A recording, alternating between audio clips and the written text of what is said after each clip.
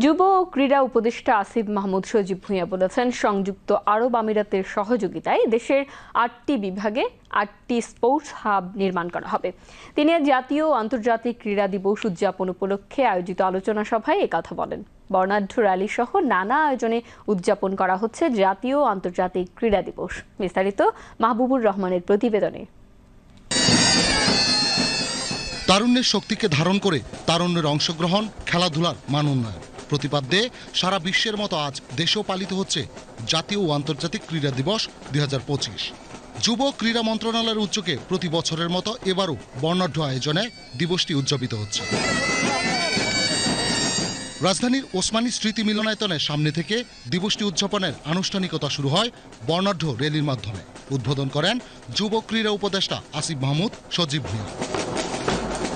র্যালিতে অংশগ্রহণ করে Bangladesh football federation, Bangladesh cricket board, Olympic association, BKSP সহ প্রায় সবগুলো ক্রীড়া ফেডারেশন ও অ্যাসোসিয়েশন। র্যালিটি সচিবালয়ের সামনে দিয়ে জিরো পয়েন্ট হয়ে জাতীয় স্টেডিয়ামে এসে শেষ হয়।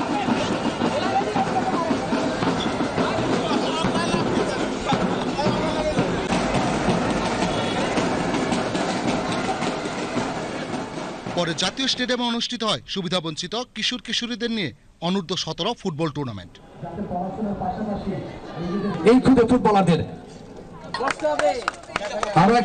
দিবসটির তাৎপর্য ও গুরুত্ব তুলে ধরে জাতীয় ক্রীড়া পরিষদে অনুষ্ঠিত হয় একটি সংক্ষিপ্ত আলোচনা সভা। এ সময় যুব ক্রীড়া উপদেষ্টা দেশের ক্রীড়ার উন্নয়নে বর্তমান অন্তর্বর্তীকালীন সরকারের নানান পদক্ষেপের কথা তুলে ধরেন।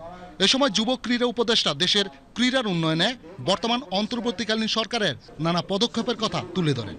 সংযুক্ত আরব আমিরাতের আর্থিক সহযোগিতায় সারা দেশে ৮টি বিভাগে ৮টি স্পোর্টস হাব করার উদ্যোগ যুব ক্রীড়া মন্ত্রণালয় নিয়েছেন। আমরা স্পোর্টসকে বিকেন্দ্রীকরণ করতে চাই। ইনডোর গেমস যেগুলো আছে সেই জায়গা থেকে ইনডোর যে গেমসগুলো আছে আমরা চেষ্টা করব সেই আরবান স্পোর্টস সেন্টারে আপনাদের অফিস সহ আরও খেলাধুলার যে ফেসিলিটিসগুলো আছে সেগুলো গড়ে দেওয়ার জন্য। সেটাও এই নেক্সট ফাইন্যান্সিয়াল ইয়ারে আশা করি আমরা সেই আরবান স্পোর্টস সেন্টারের কার্যক্রম শুরু করতে পারব। এ সময় বিসিবির সভাপতি ফারুক আহমেদ বলেন, দেশের খেলাধুলার উন্নয়নে দরকার তৃণমূলে জোর দেওয়া। আপনি যে ডিসিপ্লিনে আছেন ওই ডিসিপ্লিনটাকে আরো ম্যাচ ভিতরে অংশগ্রহণ কিভাবে সম্ভব ওইটা আপনাদের সবাইকে চিন্তা করতে হবে। যে ওই যে আপনারা ম্যাচ ভিতরে অংশগ্রহণ করেছিলাম বা তার মধ্যে ইনভলভ করেছিলাম, তো ওখানটার সুফলটা কিন্তু আজকে পাবেন না আপনি, কিন্তু আই এম শিওর যে আগামী দিনগুলোতে 5 বছর 10 বছর আপনি দেখবেন যে প্রত্যেকটা। 2013 সালের 23 আগস্ট জাতিসংঘের সাধারণ অধিবেশনে আন্তর্জাতিক অলিম্পিক কমিটির প্রস্তাবে 6 এপ্রিলকে আন্তর্জাতিক ক্রীড়া দিবস হিসেবে ঘোষণা করা হয়। সেই ঘোষণা অনুসারে 2014 সাল থেকে বিশ্বজুড়ে জাতিসংঘ ঘোষিত অন্যান্য দিবসের মতো আন্তর্জাতিক ক্রীড়া দিবস উদযাপিত হচ্ছে। Mahbubur Rahman Khokon, BTV news.